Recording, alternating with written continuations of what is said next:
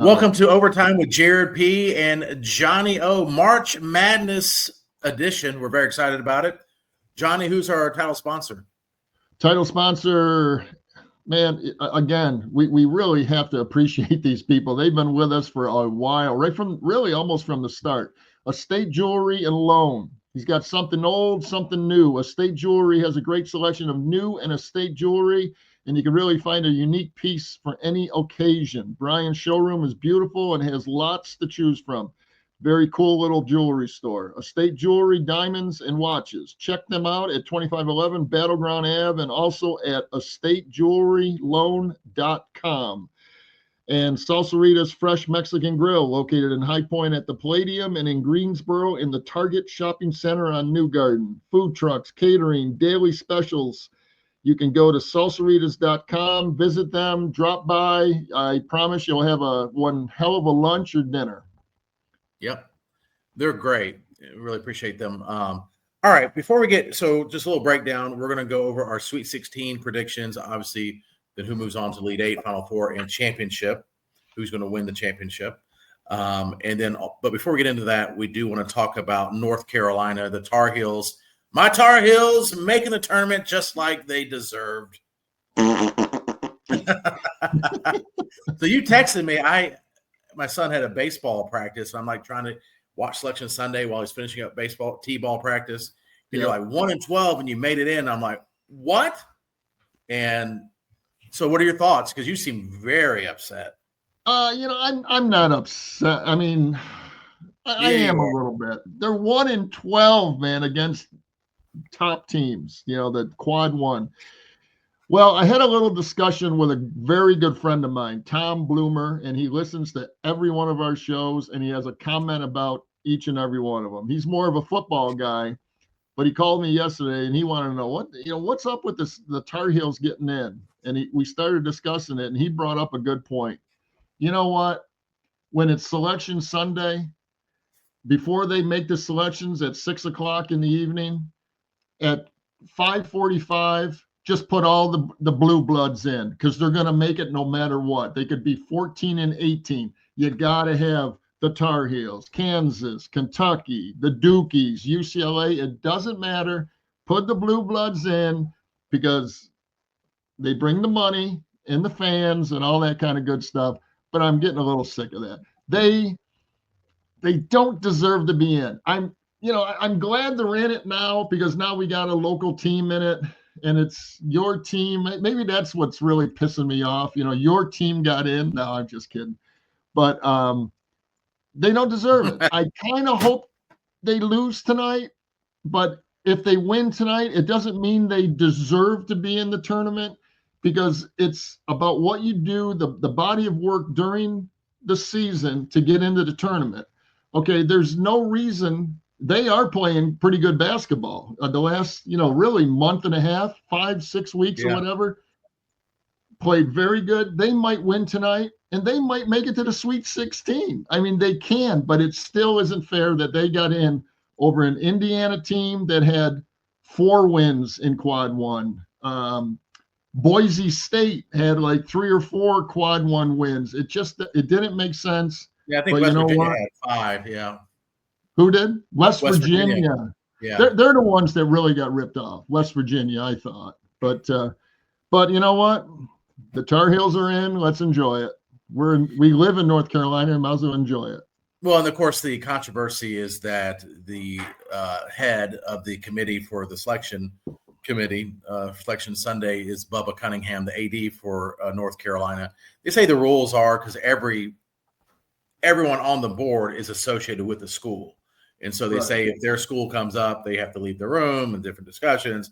Okay, whatever. I mean, I don't know how much, that goes into it. And then I did read something that Bubba Cunningham gets like $100,000 bonus if the Tar Heels make it to the tournament, which I'm like, that's a pretty good deal because like he should be getting that every year. But I like the conspiracy theory. I don't think that's what it is. I think it came down to the net ranking, the advanced metrics is basically what's replaced BPI, where it takes everything into account. Who you beat, who you played, where'd you play, when you played them, and their net ranking is 36. And that is substantially higher than West Virginia, Indiana, and Boise State was 81st. And so, so why do we have these advanced metrics? And I know the quad one, they're supposed to be tournament teams, but look, they lost to Florida. They lost to Duke 3 times. Those are 2 teams that can win the national championships. That's 4 of their losses. I mean, quad one teams. They played Michigan State. They played Kansas at the beginning of the year. I mean, they had the 4th hardest non-conference schedule. So yeah, they could have had some more quad ones by having an easier non-conference schedule, and everyone felt better about it because they had 4 wins against the quad one.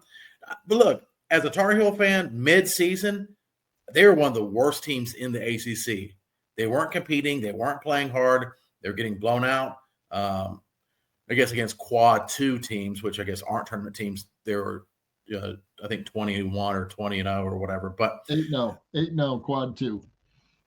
Oh, I'm sorry, quad 2 through 4. They were 20. Oh, okay, I got you. Yeah, sorry, you're right. But yeah, quad 2, yeah. And so, but I guess those are not tournament teams. Yeah, there's always, and they're their last team in. It wasn't like they were, some of the seeding is jacked up, which we might get into a little bit later for some of the teams. Like off the top of my head, Louisville, ranked 10th in the country, got an 8 seed. I mean, that's a little disrespect that makes no sense. So their season, they're getting screwed. They should be a 3 or 4 seed. And to be an 8 seed is preposterous. But yeah, people can cry about Carolina they shouldn't be in the tournament. They say it's the greatest travesty. Their net ranking is higher than any of the teams that were the first 4 out. Period. But that's the only thing they're ahead on is that net ranking. Right. So all of a sudden the net ranking is the almighty. That you just don't know. They do change.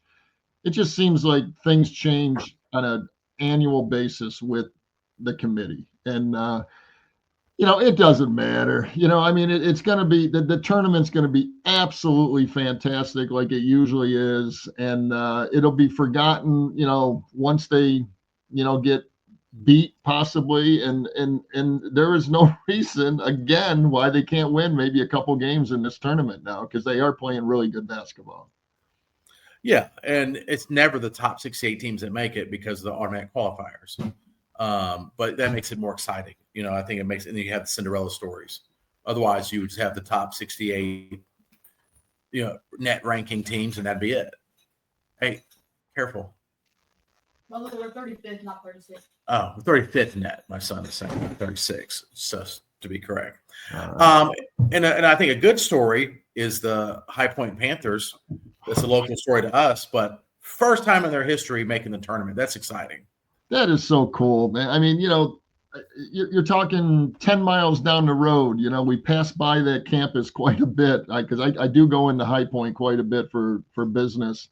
And let's face it, that campus is just it's like it's Disney World and the nice Disney World / the nicest country club you can join right now in America. That place is just absolutely gorgeous. And Nito has got to be he's dancing every day this week because he finally got the women and men's team are both in the NCAAs. Yeah.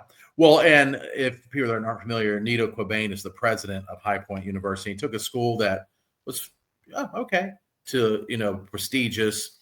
I have a guy on our show or my morning show, Matt, he's our producer. He is also a professor at High Point University, teaches podcasting, oddly enough in other classes. But, and it, he said it was voted the most pampered student body in America. They have ice cream, they have valet parking. They have a steakhouse, which they took the former employees of Noble Steakhouse, which is a local steakhouse, which was excellent in High Point when I guess it closed down or whatever, took them there. And the students on their meal plan can eat at that steakhouse at least once a week or once a week. A steakhouse. Yep. When I went to UNCG, we got Chick-fil-A and I was like, oh, we're bougie now. We've hit it. But I'm excited for them. I want them to advance. And, they're a tough team, though. We'll see what they can do. They got what's great? What's Seth? Who's the talking head? Seth something on CBS. Who? Oh, Seth Davis. Seth Davis is actually picking High Point to beat Purdue. He goes, I'm not kidding you. And he actually went even a step further, picking him to go to the Sweet 16. Yeah. He says they got enough to do it. A lot of the ball's got to bounce the right way, but I mean, this isn't no slouch. This team can play basketball, so who knows what can go on. All right, so before we get to our predictions for the Sweet 16, Final Four, etc., let's thank some of our rest of our awesome sponsors. We have Surf Hippie Fishing, surfhippiefishing.com for all your fishing needs, apparel, tournaments. They do it all. They've got a great social media presence as well. Surf Hippie Fishing with a PH. We have Elite Performance Chiropractic, 2 great locations, Greensboro and Winston-Salem. Get you back feeling better than ever. Jeremy Phillips, multiple time guest on our show. And so, if you need anything to do with chiropractic work, he is the man, the person to go see. Hey, we got a brand new sponsor this week. Very happy to have Pure Energy Fitness. And I think you know Blaze. You know Blaze, right? Yeah, I believe his kid goes to the same high school as my daughter, and I think they play together. They were in a play or something, right? Yeah. Yeah, he mentioned that. I've seen him at Northwest, yeah. Blaze has spent 25 years helping everyone from beginners to pro athletes build strength, resilience, and lifelong fitness through smart functioning training. At Pure Energy, they prepare you for the seasons of life by igniting your pure energy. 1 rep at a time from inside and out. Go to pureenergyfitness.com. That's pureenergyfitness.com. It's located in Greensboro, right off of Lawndale Drive. Blaze will definitely take care of you. He knows what he's doing. 25 years experience. So that's awesome. Real happy to have him on board. Shank and Torrance Insurance, located in Greensboro, but they serve the entire Triad and state. Brian Torrance specializes in personal insurance, including auto, homeowners, and life insurance. Call Brian at 336-310-1320 for all your insurance needs. And then we got Live Hydration Spa, which they might have been busy after St. Patrick's Day this past week. Live Hydration Spa provides premier treatments for their clients to achieve optimal levels of health and wellness. The IV nutrition program has been proven to be one of the most effective ways to improve overall wellness, tailored to boost energy, hydration, improve circulation, decrease inflammation, and improve mental focus. Go to livehydratonspa.com, livehydratonspa.com, and you can reach them at 336-707-2796. And of course, my main man, Jimmy Snowberger, up in Cicero, New York. Imperial Marketing Solutions, sale of equipment, sales of new reconditioned computer IT hardware. Reconditioned equal to brand spanking new. He gives you a 3-year warranty, out-of-state drop shipping, payment terms available, laptops, desktops. Jimmy Snow at 315-345-8349. And you must upgrade to Windows 11 Pro before Windows 10 Pro is obsolete. And those are our wonderful, wonderful sponsors, man. Johnny O's our salesperson, and you're doing a great job, my man. I appreciate it. And we do have great local sponsors here. And then Jimmy Snow holding it down up north, which we think is great. All right, let's get to our predictions for the Sweet 16. Do you want to go first, or do you want the right predictions? Okay. You know what? Let me make one statement before we make our predictions, and then I'm gonna throw it over to you. Okay. I'm a Big East guy. I grew up Big East. I am loving this St. John's basketball team and Mr. Rick Pitino. Okay. I just want to throw this in before we even make any picks here. They're 30-4 this year. All right, 4 losses. Their 4 losses, Jared, total 7 points. Really? Wow. They should be number 1. Think about that. Yeah. 7 total points in their 4 losses. That's incredible. That's a great stat. Woo! And Rick Pitino, I kind of wish it'd been interesting to see. I know he's been to multiple schools, and it's his 5th team he's taken to the tournament, 4th or 5th team. It'd been interesting if he could have stayed at like Kentucky his whole career. What could he have done? You're right. Yeah, I mean, he's Hall of Famer already, but it's like, what a coach. I think years ago I did say, I didn't have a sports podcast, and said when Wake Forest, when Dino Gaudio left, I was like, they need to do whatever it takes to get Rick Pitino there. I think it was, I don't know if it's post-scandal that he had at Louisville. I said, I would do whatever it takes, ignore the haters, get him there. But, you know, he would end up ACC for a while anyway. His players play for him, man. He does something right. You know, I don't know if he's a player's coach, but he certainly knows how to coach these players because they play hard, man. Through what, 4 different generations? I mean, 4 different decades, 5 different decades is incredible. And his son's a good coach. All right, yeah. So my Sweet 16, the South region, not impressive with me as far. I think it's the hardest division, the hardest region by far. But I'm pretty much I'm not chalk all the way. Louisville from the ACC, I have in the final or in the Sweet 16, playing Michigan. Again, Louisville got hosed with their 8 seed. You can't be ranked 10th in the country, you know, playing the ACC championship, have a handful of losses, and have an 8 seed when you're ranked 10th. I think it's a miscarriage of justice. Taking on a Michigan team that's hot, a Michigan team that won the upset Michigan State, won the Big Ten. I got them in the South. All right. Then I have Iowa versus Michigan State. Tom Izzo, Mr. March. We'll just leave it at that. I have in the West, in the Sweet 16, I have Florida getting there easily, taking on Cinderella Grand Canyon. Oh, okay. Got a good backcourt. It's all about guard play this time of year. I'll talk more about Florida a little bit later. I got your St. John's team in the Sweet 16 against Texas Tech. Yeah. And then move down to the East. We'll get into more of this as we progress. The Sweet 16 in the East, I have Duke versus Arizona as chalk. I'm not happy about Duke being in there, but that's fine. I have BYU versus Alabama. If that happens, that will be the highest scoring game of the tournament. Yeah. BYU, they're pretty good, man. Very good. Everyone on their team can shoot. Their defense isn't great, but everyone on the team can shoot, and they make the extra pass. I mean, that's a team that's going to make you earn it. They look good. You know, they had at the end of the season looking really good until Houston, which in Houston makes a lot of people look bad. Speaking of Houston, the Midwest in the Sweet 16, I have Houston versus Clemson. I think, on CBS, Clark Kellogg, he has Clemson in the final game. Does he really? Hey, they're good. I like that, and they're a 5 seed.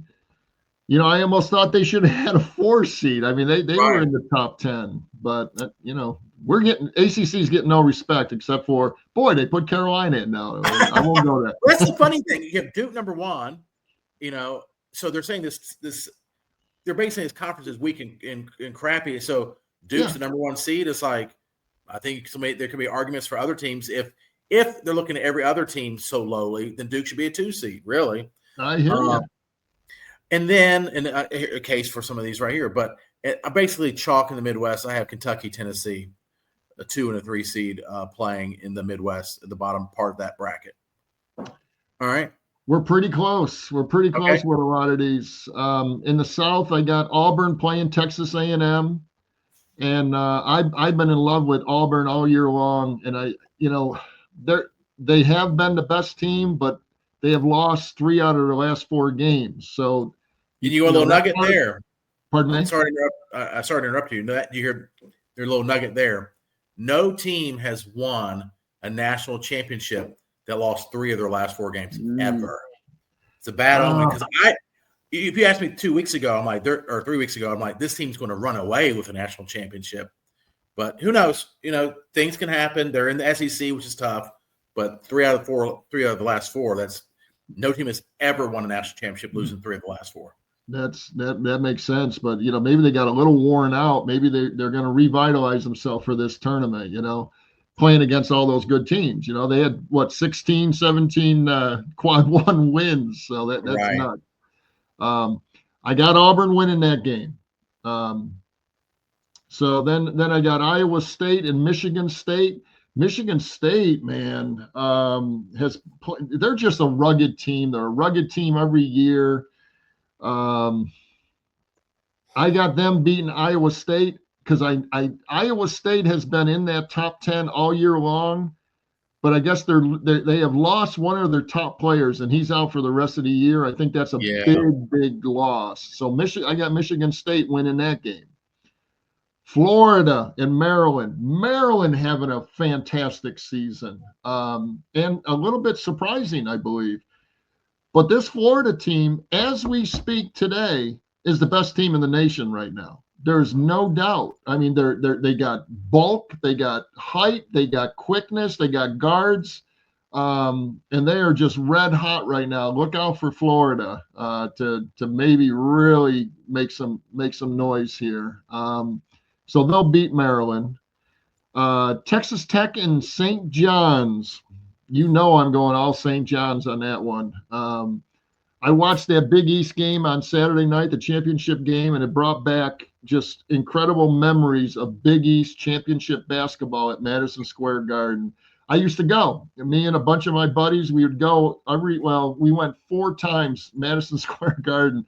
Thank God I'm still alive, Jared. We did not behave ourselves. I was back in my I was in the upper 20s, and before I even met my wife back then. So we got kind of crazy in New York City. But it was incredible. Those Big East tournaments back then were absolutely amazing. And when I was watching that game and watching them the way they played in that second half, it brought back a lot of memories. And they looked strong. Yeah, they could be the UConn of the big tournament this year. Duke and Arizona. I got Arizona beating them. There's something about Arizona, and if Duke's going to lose, if they're going to lose, and that is a big if, I think Arizona can beat them. So I'm taking Arizona over Duke in the East. And they already played earlier this year, so they've seen them. Oh, they did play. Yeah, they did play. Nice. And Caleb Love is a Duke killer. Oh, he loves to beat Duke. That's right. He's at Carolina, but he ruined Coach K's senior night and the Final Four. So one guy that's not scared of playing Duke is Caleb Love. That seems so long ago after what Duke did to Carolina this year. How dare you. But it's a whole new season now. So I got Arizona winning that. BYU and Alabama. Alabama's been really just fun to watch all year long. They're slipping a little bit, but like you said, they can put up some points, and BYU can put up some points. This was a tough pick right here, but I'm taking Alabama over BYU. Houston and Clemson. This one hurts because I really like Clemson, but this is my bracket that I'm trying to win some pride and some money in, so I'm going to go with this one. I got Houston. You know, Houston they've been a number 1 seed for the past 3 years, and they play defense. That is key in the NCAA. I think they'll get by Clemson, so Houston over Clemson. And then Kentucky and Tennessee. Kentucky's very surprising with Coach Pope kind of took over. I mean, you know, they're a 3 seed and they've had a good year, but they play Tennessee. I got Tennessee beating Kentucky. I think Rick Barnes has Tennessee playing right where they want to, where he wants them to be playing, and I think they're tournament ready. Look out for Tennessee. So I got Tennessee over Kentucky. So that's my Sweet 16 winners, I guess. Yeah, so you got your Elite 8 there. I can go ahead and go to Elite 8 and who I think is going to make the Final Four. So I have Michigan State versus Louisville, and I have Michigan State moving on. Tom Izzo back in the Final Four once again. Florida versus St. John's. I think if St. John's played virtually anyone else in the Elite 8, I think they have a chance of making the Final Four. Florida is nasty. They are. They are long. They're quick. They have guard play, and then even their forwards and centers can shoot. That's a scary team.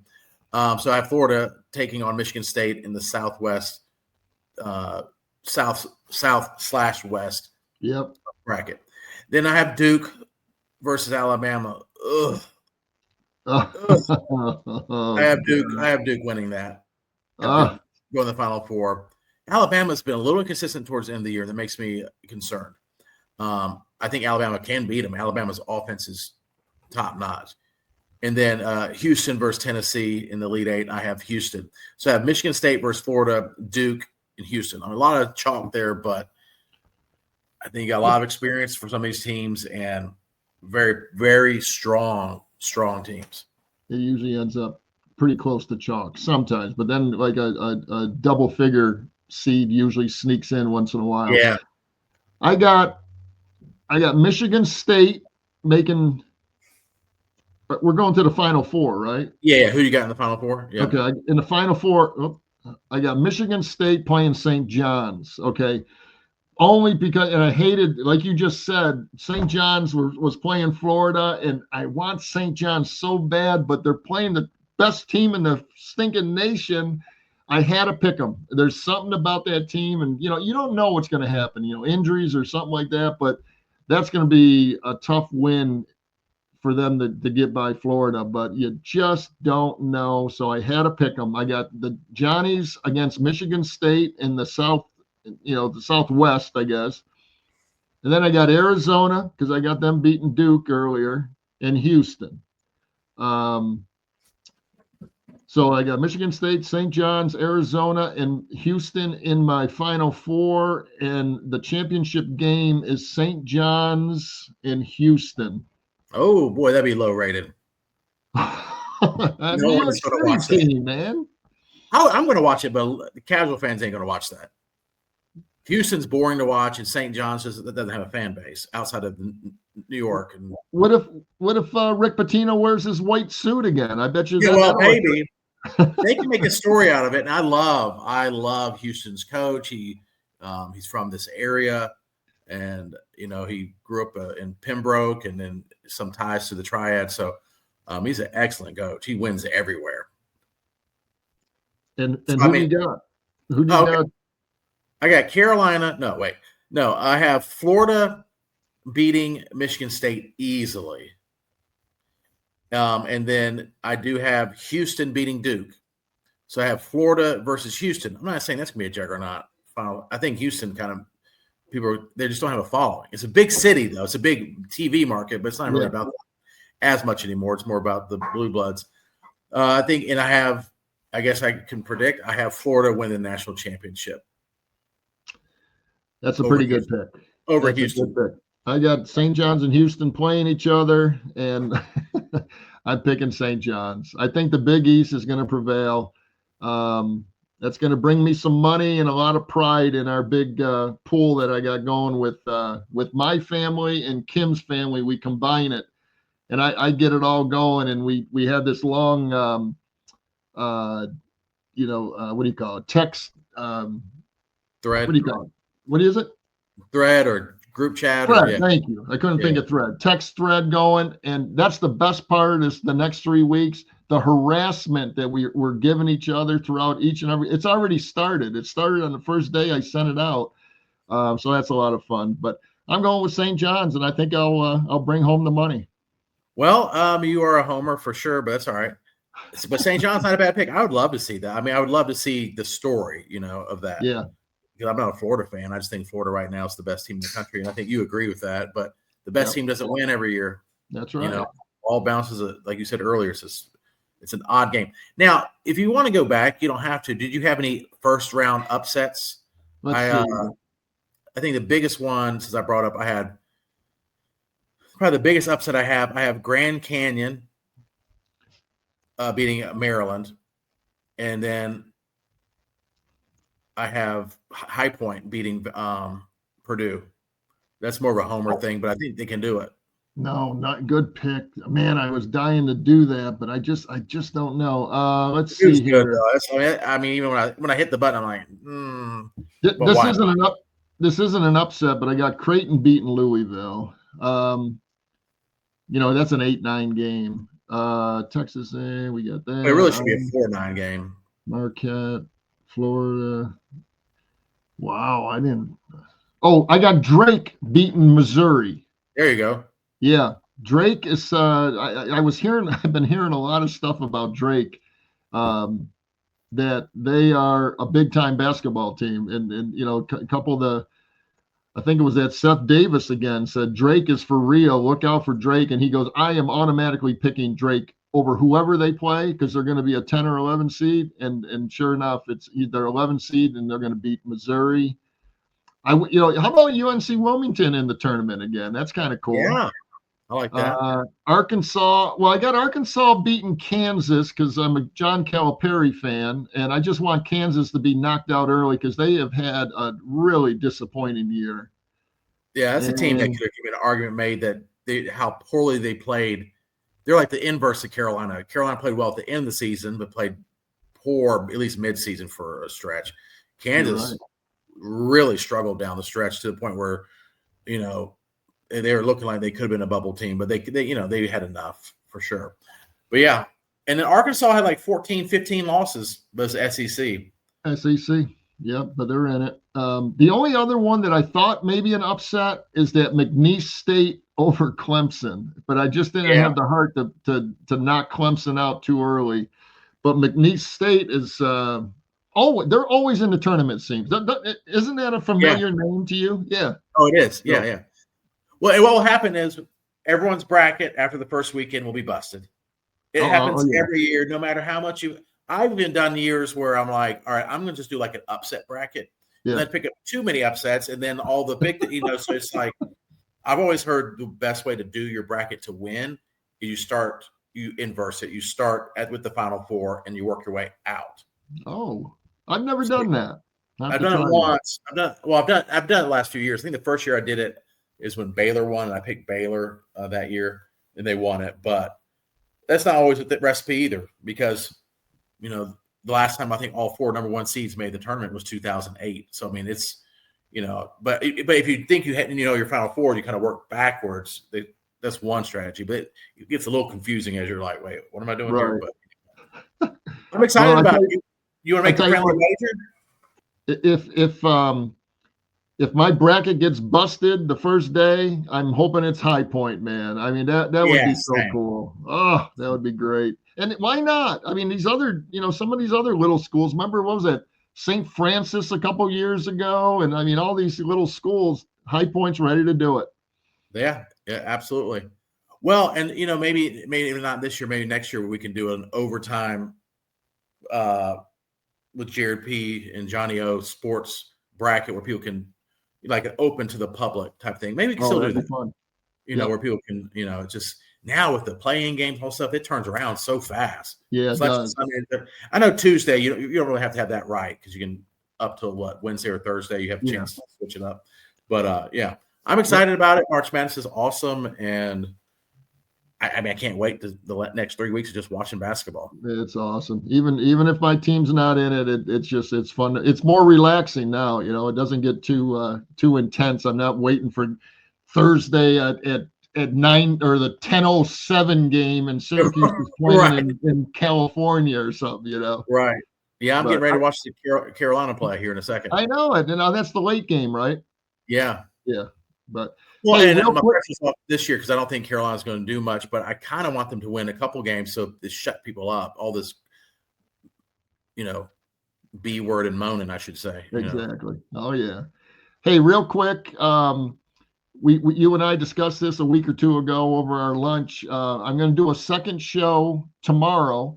I'm interviewing the owner and publisher of Triad Golf Magazine. I mean, the magazine's been around forever. And so I'm going to do another show tomorrow, probably a shorter show. Let him talk about his Triad magazine a little bit. And we're going to talk a little golf. He's going to give us some local stuff and talk about some of the golf courses and stuff like that in the show. But I just wanted to announce to the people listening today that we will have a golf show coming out probably by Thursday or something like that.